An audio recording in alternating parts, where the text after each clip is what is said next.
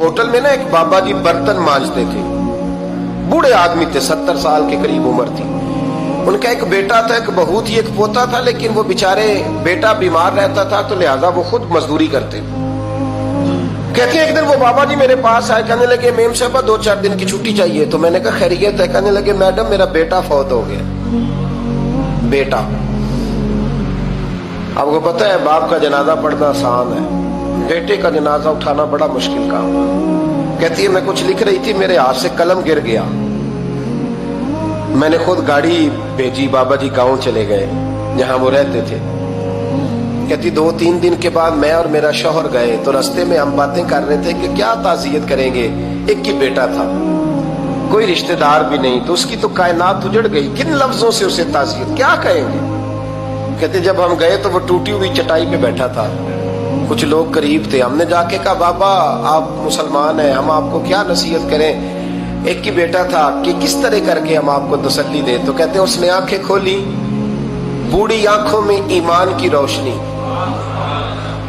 کہنے لگا be be کیا تعزیت کی بات کرتی ہو، میں نے کوئی پیسے جمع کرا کے بیٹا لیا تھا، خدا نے فضل سے دیا تھا، عدل سے لے گیا ہے، میں اپنے رب کے فیصلوں میں بڑا راضی ہوں. اللہ اکبر.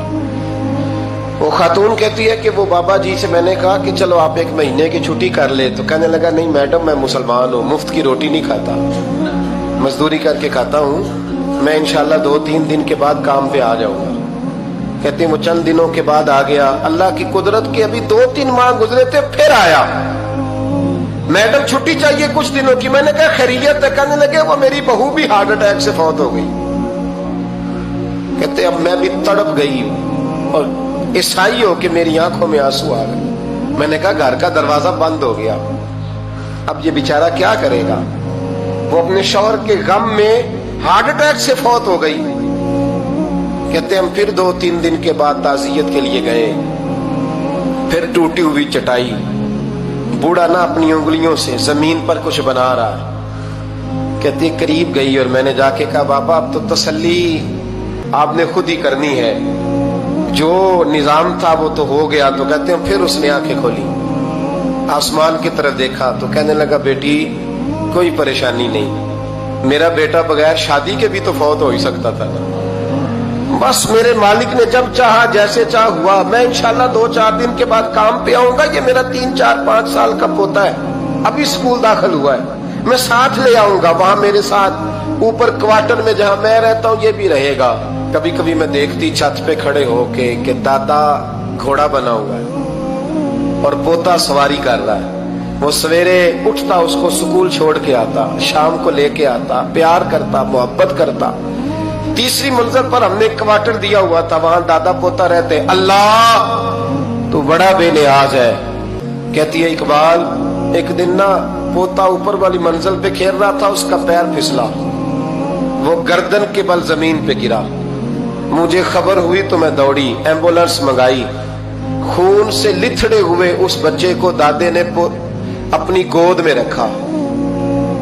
اور جب ہم ہسپتال کی طرف گئے تو ہاسپٹل بعد میں آیا، جناب اسرائیل پہلے آ گئے اور کہتے ہیں وہ گود میں دم توڑ گیا.